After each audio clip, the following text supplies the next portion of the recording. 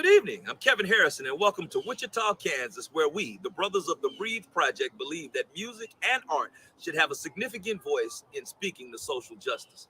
Now, you probably convinced yourself that Kansas is about as far removed from social justice reform as this wheat field where I currently stand.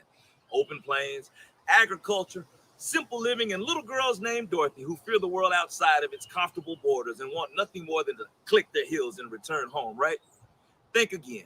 Kansas is far more significant and diverse than what people realize. In fact, when it comes to a history of social justice, Kansas is just as significant as any state in the Union, even many of those in the South. For the next hour, sit back and relax while we use song and narration to offer a small glimpse into how Black people from Kansas have advanced race relations, moved mountains, and changed the world. With police killings of innocent Black men and women, young kids being attacked by racial stereotypes and microaggressions in schools, and a nation that is more divided by race than it has been in decades, we feel it is a must to change dangerous biases and change conversations about the brilliance and significance of Black people in America, even Kansas. Therefore, the question asked by Marvin Gaye in 1971 is not rhetorical. We demand answers when we ask the question, what's going on?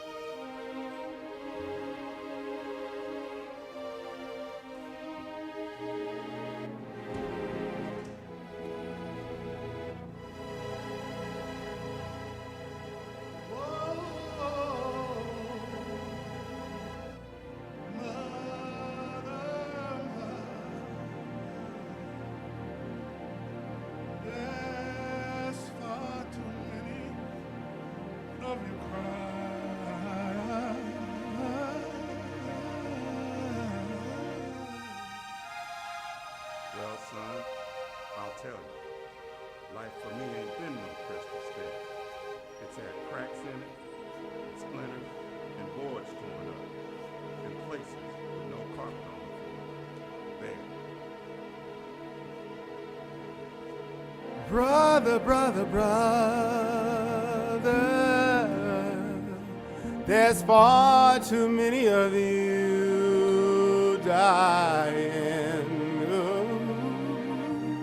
But all the time, I've been a climbing on and reaching landings and turning corners and sometimes going in the dark where there ain't been no light.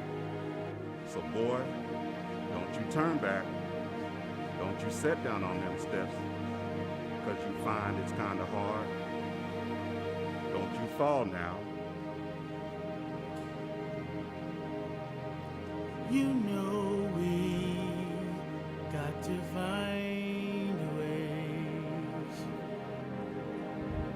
to bring some loving here today. Oh, For I still going, honey. I still climbing. And life for me ain't been no crystal stair.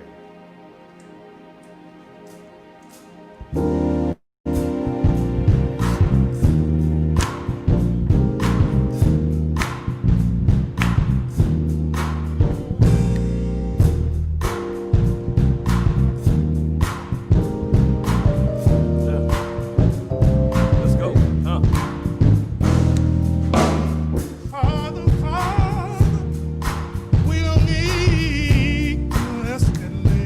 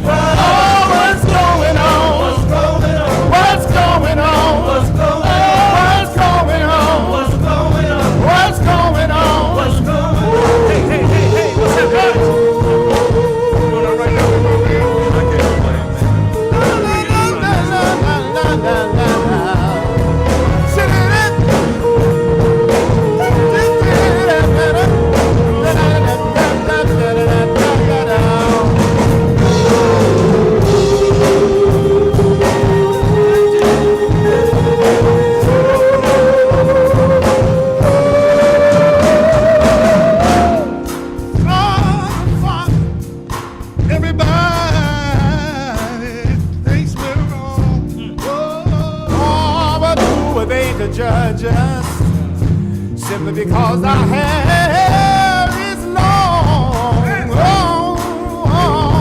No, we've got to find a way to bring some loving here today. If you like, sister, pick your side, sister. Punish me, sister. Brutality, sister. Come on, talk to me, sister. So you can see, oh, what's going on? What's going on? What's going on? What's going on? What's going on? I tell you, what's going on? Hey, hey, hey, hey.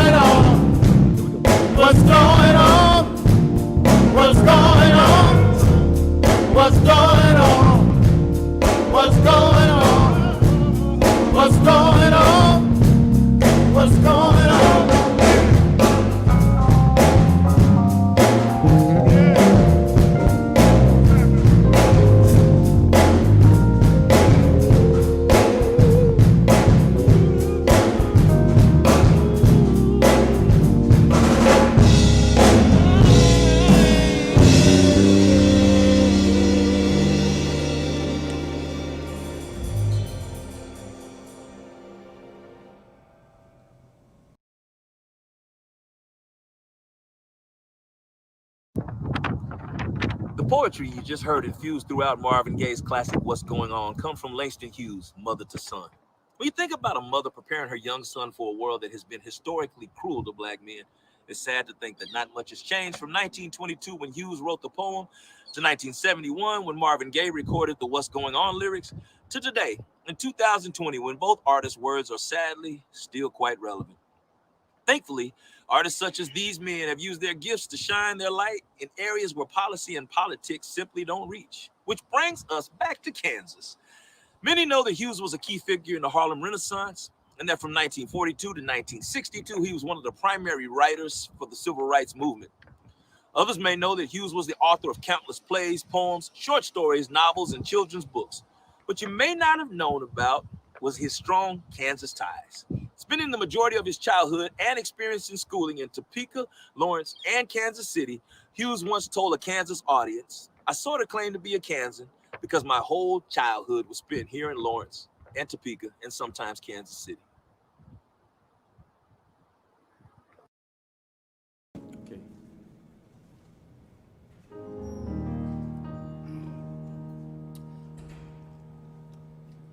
I was born by the river. Sing, Corey. In a little tent. Oh, and just like the river, I've been running ever since. It's been a long time coming, but I know change gon' come. Oh, yes it will. Sing that song, boy. Sing. It's been too hard living, and I'm afraid to die. 'Cause I don't know what's up there beyond the sky. It's been a long time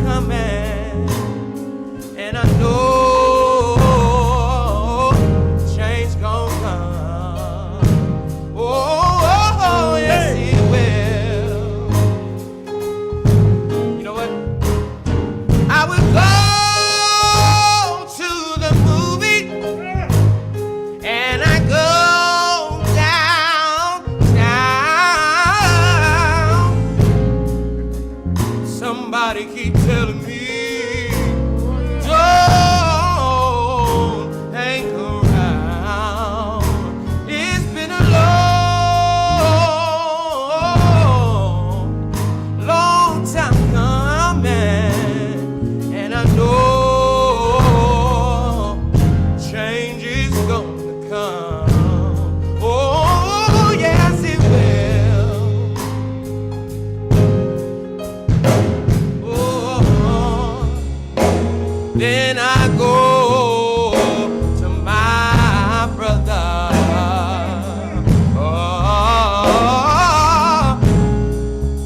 and I say, brother, will you help me, please?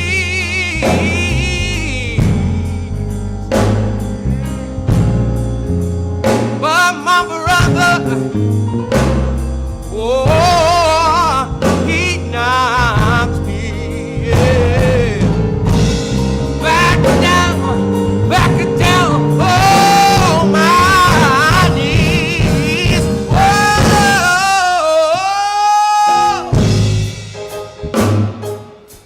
I thought that I could last for long, but now I know we're able to carry on. It's been a long time coming, and I know change is gonna come. Oh, yes it will. It's been a long time coming. Oh, but I know change gonna come. It's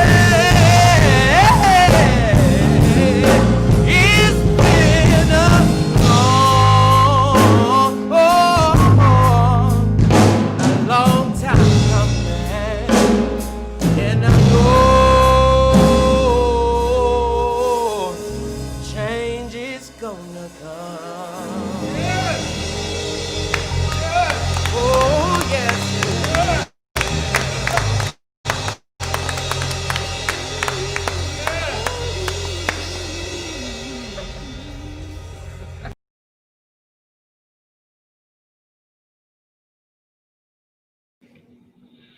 Well, we give you a little R&B with Marvin Gaye, and giving you a little soul music with Sam Cooke, and we've even given you some black literature with Langston Hughes, and none of those probably come as any big surprise. As interesting as they are, you know that black people do poetry, you know that black people sing soul and we sing R&B. But the minute when black folks start singing country, people get a little bit upset, get a little bit uneasy for some reason. So much to the point that when Little Nas X came out with the hip hop country mesh song called Old Town Road, there was so much controversy on whether or not the song belonged on the country charts or not, which I personally thought that it did. But obviously, there were other people who didn't. You also can look at Beyonce, one of the biggest stars in the world. But the minute there was a rumor that she may be performing on the CMAs, Country Music Awards, country music fans threatened to boycott the award show if Beyonce were to perform there. But why, though? I mean, if you really know your history, you'll know that the African American influence has been profound in influencing country and Western music. In fact, I would go as far as saying that country music is just as much an African American genre as blues, soul, R&B, hip hop, jazz, and anything else that you can name. I'll give you some examples. Jimmy Rogers is considered to be the father of country music, but there was no doubt that he was heavily influenced by the songs of the African American railroad workers who used to sing work songs while they worked. Then there was instruments like the fiddle and the banjo. Those instruments were brought here from Africa when enslaved Africans were brought to the Americas. And those are the primary instruments, especially for early country music. You look at the form of country music. Country music and blues mimic each other. They're both based on 12 bars. They're both typically in 4/4 time signature. And then there's usually this very similar lyrical pattern, which is 3 lyrical phrases spread over 4 bars. The very first performer to ever perform on the radio program called the Grand Ole Opry in 1927 was D. Ford Bailey, an African-American artist. And then Hank Williams, who is one of the biggest country stars ever. In fact, they say he's the genre's first real superstar. There was an artist named Rufus Payne, who was an African-American street performer who taught Hank Williams how to sing and play. And of course, our beloved Ray Charles, who was just a master at all genres. One of his earliest bands was an all-white band, with the exception of him, called the Florida Playboys. And he was a member of that band. So again, country music and black folks go together like a hand in glove. Here, singing an original song, the Breathe Project is proud to present Country Blue. We hope you enjoy it. Good afternoon. You've heard from me already on the videos, but I wanted to make sure I introduce the rest of the guys that are here with us today. I'm Kevin Harrison, and of course, we represent the Breathe Project of Wichita, Kansas. A couple of you have texted in asking about the young man that's doing the painting. He's one of our local artists here in Wichita, Kansas. His name is Mr. Quintus Pinkson. We call him Q. We asked him while we were performing to paint something that would inspire social justice. And so he's kind of going with the flow and painting what the music inspires him to feel. Those of you watching, I'm sure his painting is for sale. So if you send a text message, we'll let you know how you can connect with him. And then I'm going to kind of go from my left to the right. The young man who you just heard sing the Sam Cooke Change Gonna Come is Mr. Chorus Antone. He spells that Khorisantone. And then moving over, you heard him on the Marvin Gaye What's Going On, my very good friend, Mr. Rob Simon.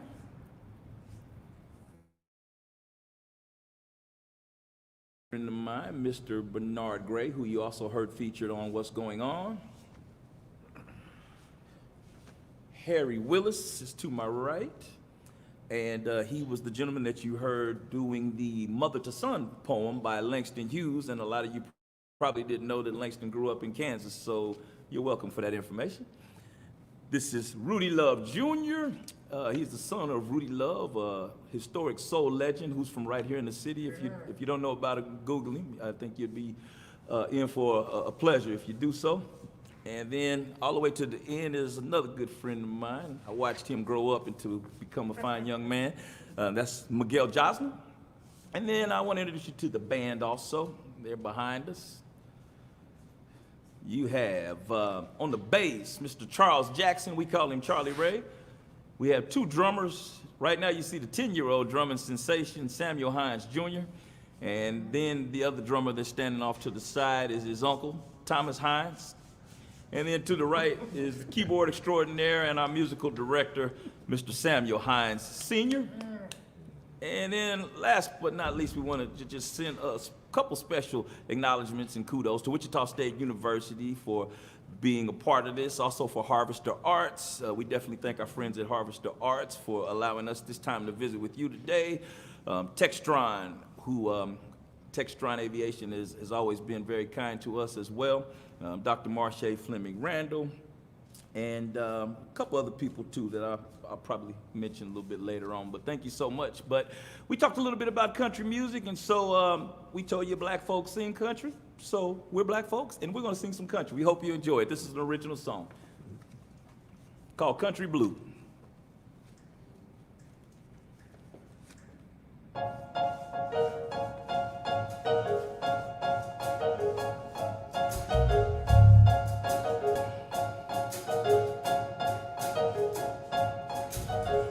What's to tell them that I'm not country, the color of my skin?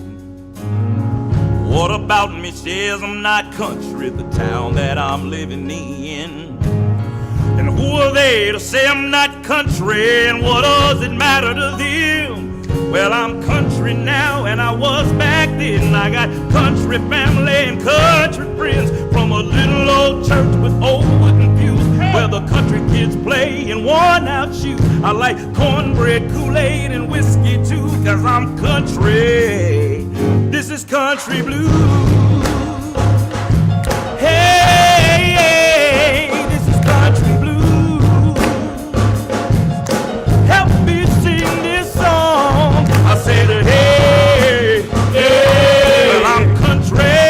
I'm country. I said, hey, hey. I'm country. I'm country. I said, I'm country, country, country. I'm country, country, country. Hey, I'm country, country, country. Country, country. What about me says I'm not country? Is it my 9 to 5? What about me says I'm not country? That old pickup that I drive. I never shucked corn and never plowed fields, but I slept on a bed of daffodils. The only horse I rode had training wheels. I was country back then and I'm country still. I like tossing back beers and playing horseshoes, making something out of nothing with my tools and fuse. I like cornbread, whiskey, and Kool-Aid too, 'cause I'm country. This is country blues. Hey, hey, this is country blues. Sing it for me one more time. I said, hey, hey, I'm country. I'm country. I said, hey, hey, I'm country. I'm country. I said, I'm country, country, country.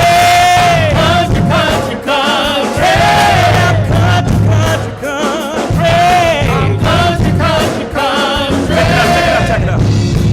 Now, you know, down in the country, people say stuff like, my mama knew. I was about 40 when I realized what that means, but that means mama and everybody else, right? So, my mama knew from a little old bitty town. It's called Fort Gibson, one traffic light, about 3,000 people. Nothing much to do but fish, but I can remember like yesterday. Be about midnight, and you can see beautiful clear sky and stars. My granddaddy, he used to look up into the heavens and he would whistle. I don't whistle good as him, but I'm gonna do my best. Sounded something like this.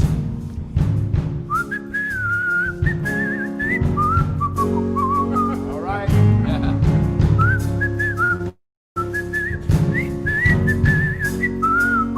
Yeah.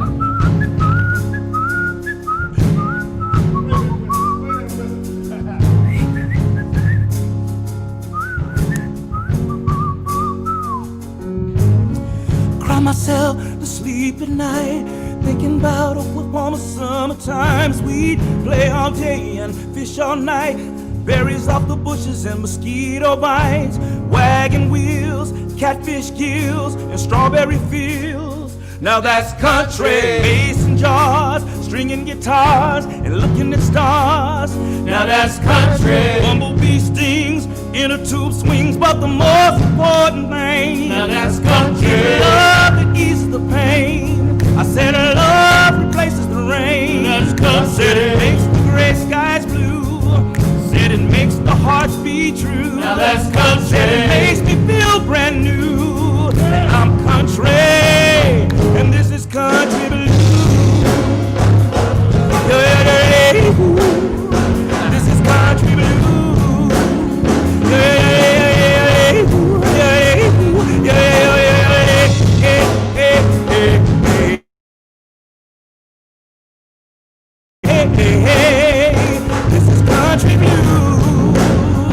This is country blues. This is country blues.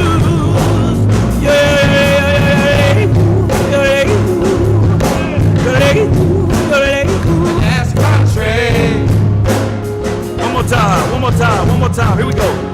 That's country. Catfish gills, wagon wheels, and strawberry fields. Now that's country. Inner tube swings,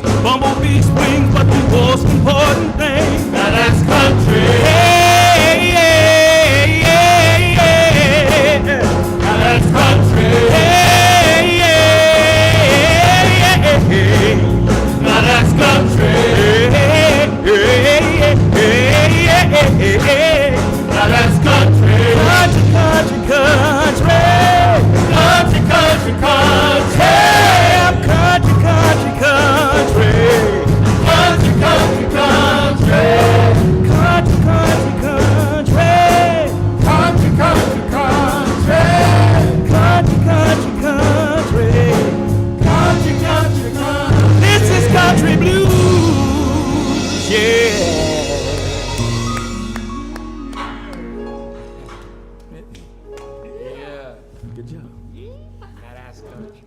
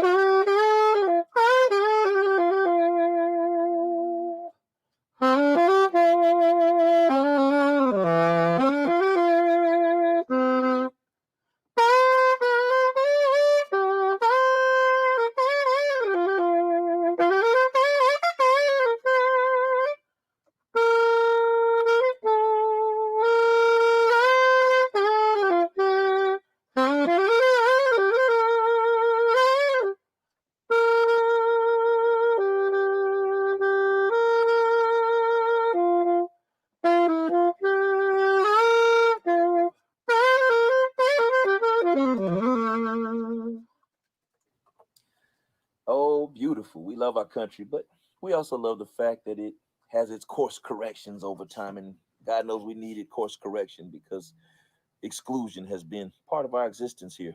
Not just at lunch counters and not just from country music and not just from being able to vote, but even in the entertainment field. Thank God for Wichita, Kansas, though, because we uh, we can boast being the home of the first African American to ever win an Oscar, and that is Hattie McDaniel for Gone with the Wind. Now, sad part about that is that because she was African American, she wasn't even allowed to attend the premiere in Atlanta, Georgia. Nonetheless, Hattie blazed a trail for blacks in Hollywood the same way that civil rights leaders did for voting and schooling and equal access.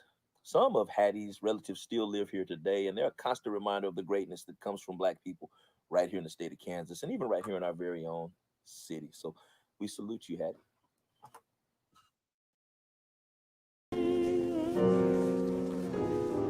So it's 3 total, not 4. It's live.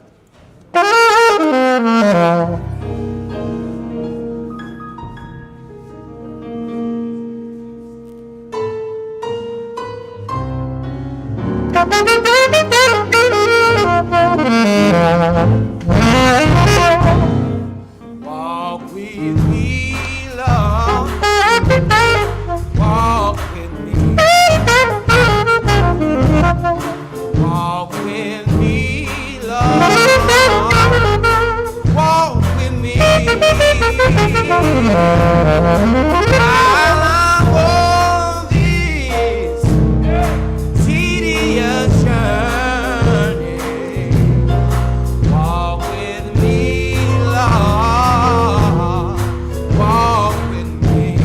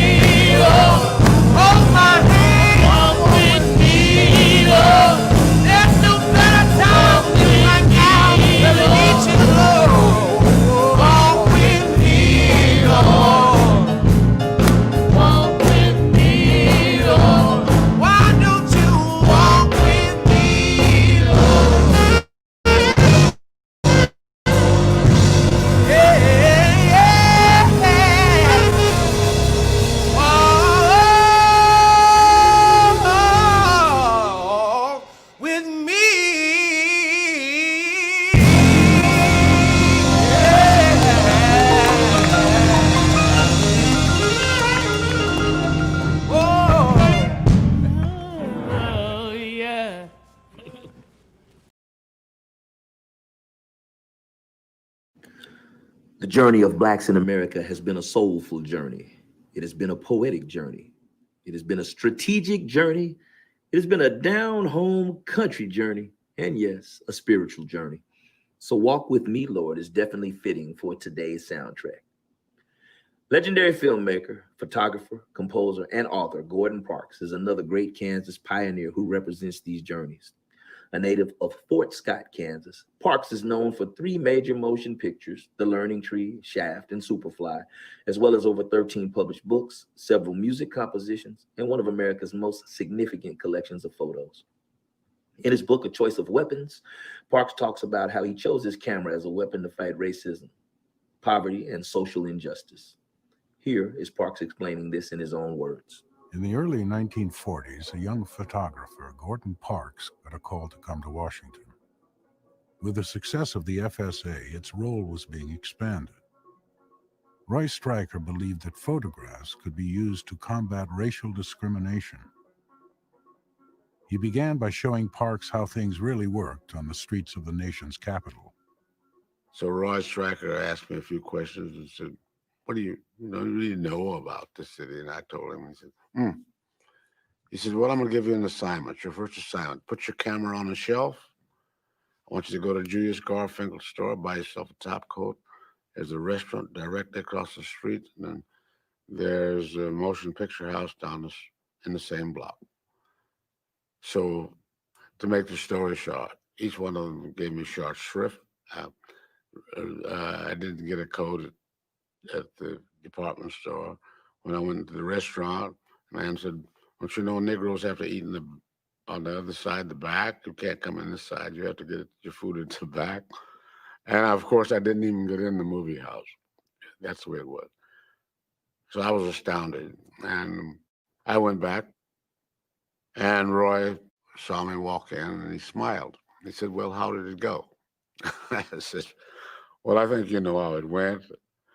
He said, yeah, what are you going to do about it? I said, I don't know. What do I do about it? He said, well, what'd you bring your camera down here for?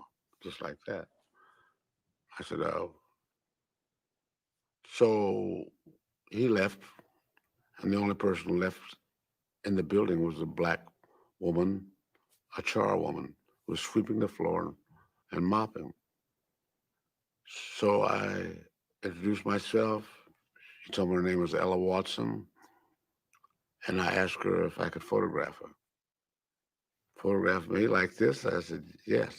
I had really thought of Grant Wood's picture of the American Gothic. I put a broom in one hand and a mop in the other, and told her to look directly into the camera. Well, that picture has become the best known picture of all of my work. I showed it to Stryker 3 mornings later. He said, well, you're getting the idea, but you're going to get us all fired. Said, this is a government agency. And that picture is an indictment against America.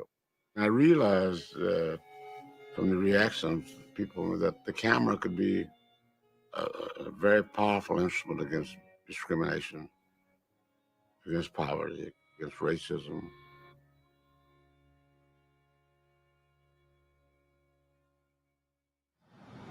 We are getting close to the conclusion of our program, and I'd be remiss not to mention a few organizations that help make this possible. First and foremost, the Kennedy Center for Recognizing Wichita, Kansas for Your Arts Across America campaign. This is awesome, and we're just so glad to be a part of. We also want to thank Harvester Arts for helping us secure this spot on Arts Across America. So definitely want to thank our friends at Harvester Arts. The Reimagine Community Research Foundation, thank you for your support. Of course, Textron Aviation, who supports everything that we do.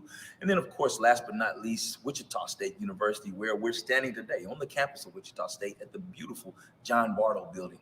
The late John Bartow had a vision that this building be the only building that faces outward toward the community, where all the other ones face inward toward the campus. And his vision was that he wants people from the community to come and see what we have going on campus. So definitely kudos to Dr. Bartow and the Wichita State. That said, in the spirit of a change going to come, a change doesn't come without change agents. So we want to salute a very special change agent from right here in Wichita, Kansas, a man by the name of Donald Hollowell.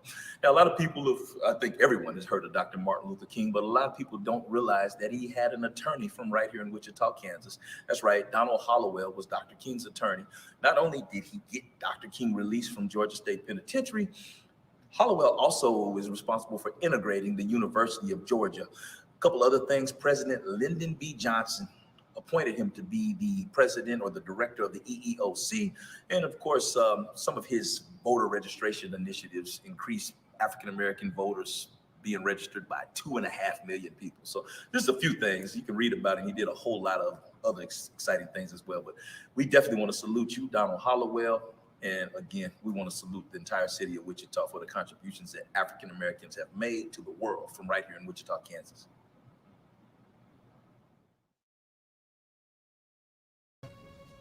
Hey, we are back. We hope you've enjoyed yourself so far. Again, we are broadcasting live from Wichita, Kansas. And for those of you who have never been here, we hope by now that you see the city is about more than just corn stalks and wheat fields and little girls named Dorothy. And yes, we do have black people here. So probably it was a surprise to some of you folks on the East Coast and West Coast. Nonetheless, we love you. We're going to talk a little bit. I want you to meet some of the guys from the Breathe Project. I just wanted to just recap what we learned so far. We learned about the very first African-American Oscar winners from Wichita, Kansas, and that's Hattie McDaniel. One of the most important filmmakers and photographers in history is from Fort Scott, Kansas, so hopefully you learned a little bit about Gordon Parks. We talked about a significant civil rights attorney who's right here from Wichita, Kansas, and that's Donald Hollowell. And then we talked about Langston Hughes, who is a big part of the Harlem Renaissance, but a lot of people didn't know that he spent most of his childhood in Lawrence, Kansas, and Topeka, Kansas, which is not even an hour and 45 minutes north of here. So Kansas has definitely been significant in promoting art that speaks to civil rights. Wanted to also just remind you of our sponsors. Again, we had Textron in Wichita State and Dr. Marsha Fleming Randall at Wichita State. Again, we want to thank Harvester Arts for all that they do for us and for the community as well. And again, I want you to meet someone other than me because you've heard me talk. So we're going to talk to a couple guys here at the Breathe Project. I think I'm going to start with Mr. Rob Simon. He's a local educator. He does so many amazing things in the community. And I'm just going to have him speak to kind of his interpretation of what the Breathe Project is and what it means to him.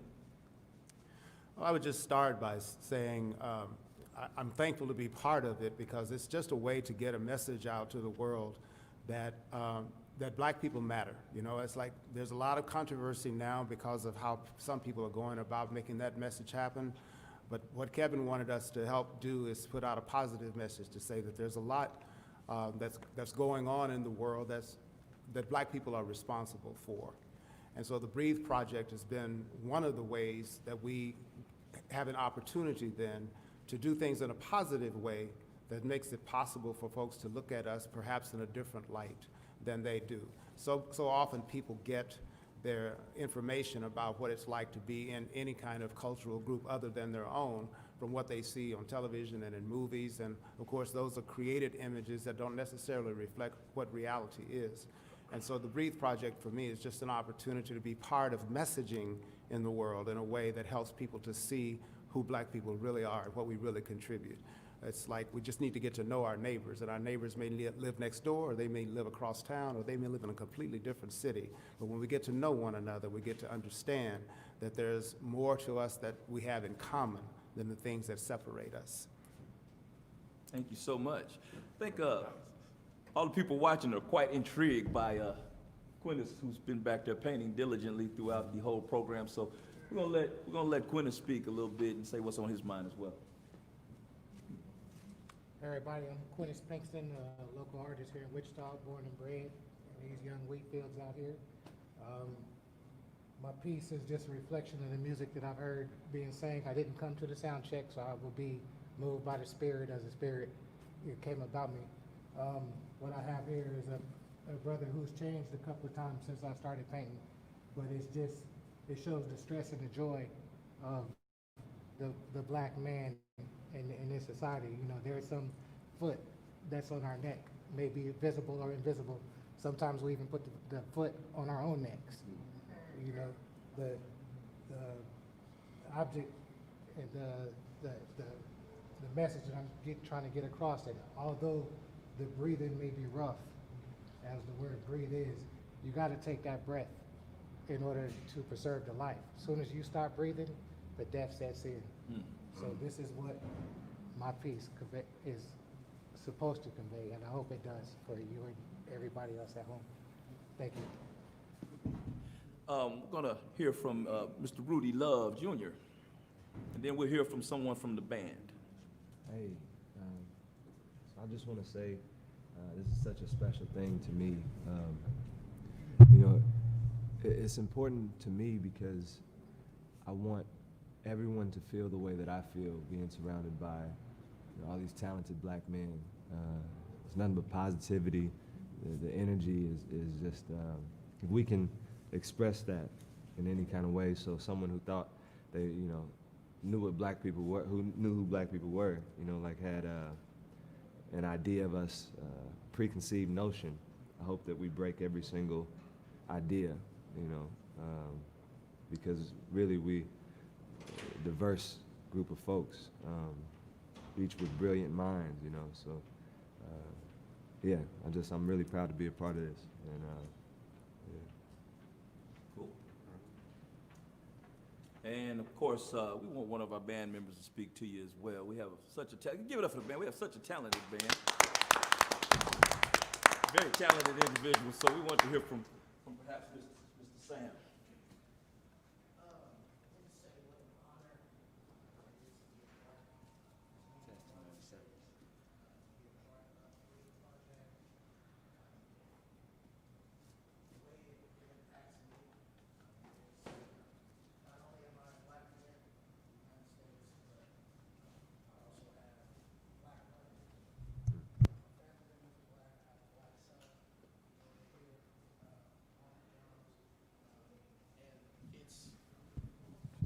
It's important to me that that I teach him and even those that are around me that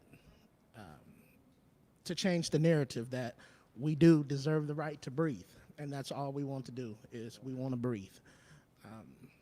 And so once again, I thank you all of you who have tuned in to be a part of the Breathe Project. Thank you for allowing us to come into your homes and share our gifts and talents with you. Once again, to these fine young men, Samuel Hines Jr., he's 10 on the drums, Charlie Ray on the bass, and then my other brother over there who was on the drums, Thomas Hines, and to all of these wonderful singers and musicians and audio techs, to everyone, thank you so much for having us. And look us up on Facebook. We're on Facebook, The Breathe Project, right here in Wichita, Kansas. Thank you. So we have one last song for you, and we definitely hope you've enjoyed us up to this point. And then we have a video that you can also go back and re-enjoy through the Kennedy Center site or through YouTube. You can find the video under the Breathe Project as well. But we just want you to be mindful of Dr. King's historic words on August 28, 1963, when he shared his dream to the world. And this is a dream that we definitely still believe in, and we want you to believe in that dream too. We definitely want all people to subscribe to the belief there's only one race, the human race. And we speak to that through art. We speak to that through singing and songwriting and painting, because we believe that art touches people and moves people in ways that politics and policy don't. Policy and politics are definitely important, but we think art is a significant voice in those narratives as well. So a very familiar song featuring the gifted Mr. Samuel Hines. This is We Shall Overcome.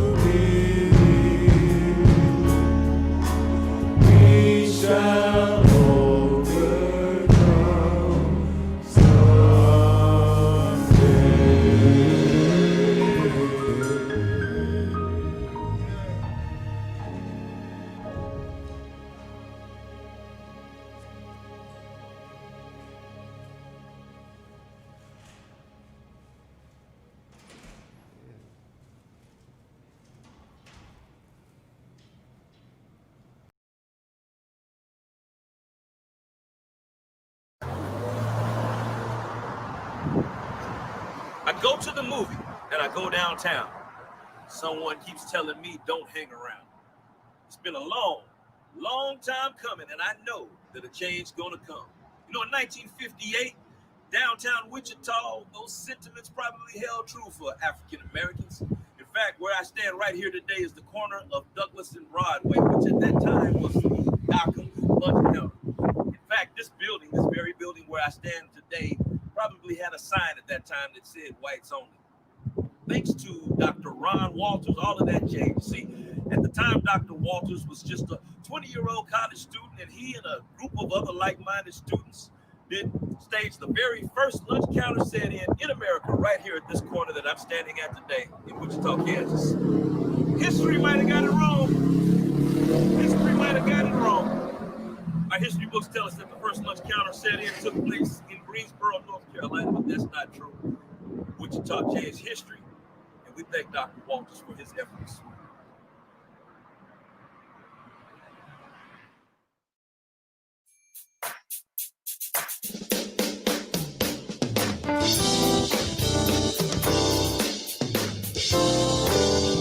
Yesterday I was looking for something on TV. Turned to the news, saw somebody who looked like me. He was minding his own, said he wasn't doing nothing wrong. Had no intentions of ever again returning home. Somebody throw your fist up, and I fall lifting up. Somebody, anybody stand up. Let's be the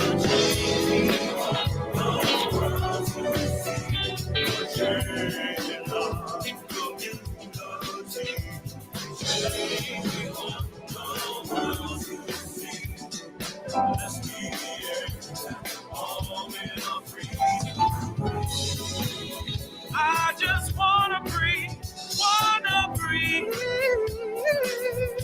Oh, I just wanna breathe. I just wanna breathe, yeah, oh, yeah. If for ever any reason I even got my brother missed. Let's talk about it. So let's be about it. I don't want you to hesitate to call me when you need a hand. For me, I'll be there when you need a friend. We can change the world we live in. And make better what we've been given. Some way and somehow. Time that we take it down, start it right here, right now. Oh.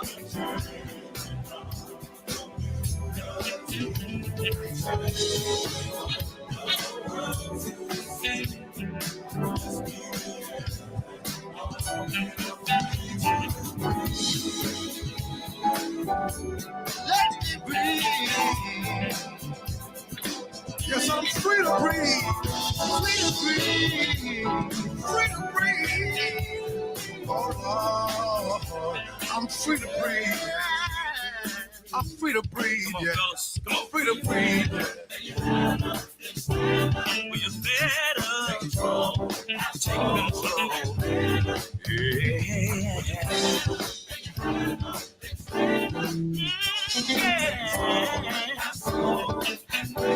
Say, man, Stand up.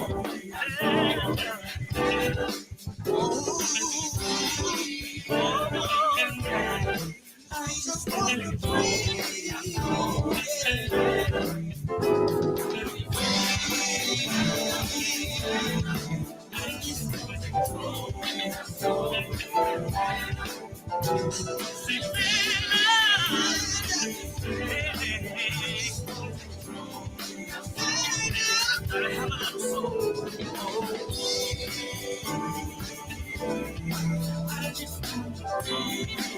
we gotta stand up.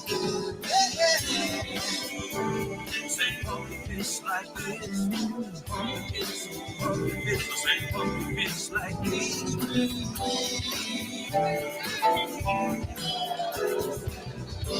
Say I'm black and I'm proud.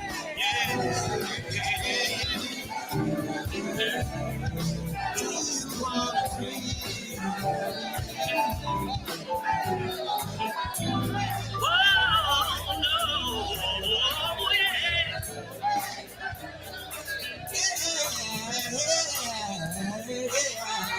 Yeah. Oh, I'm in free to be.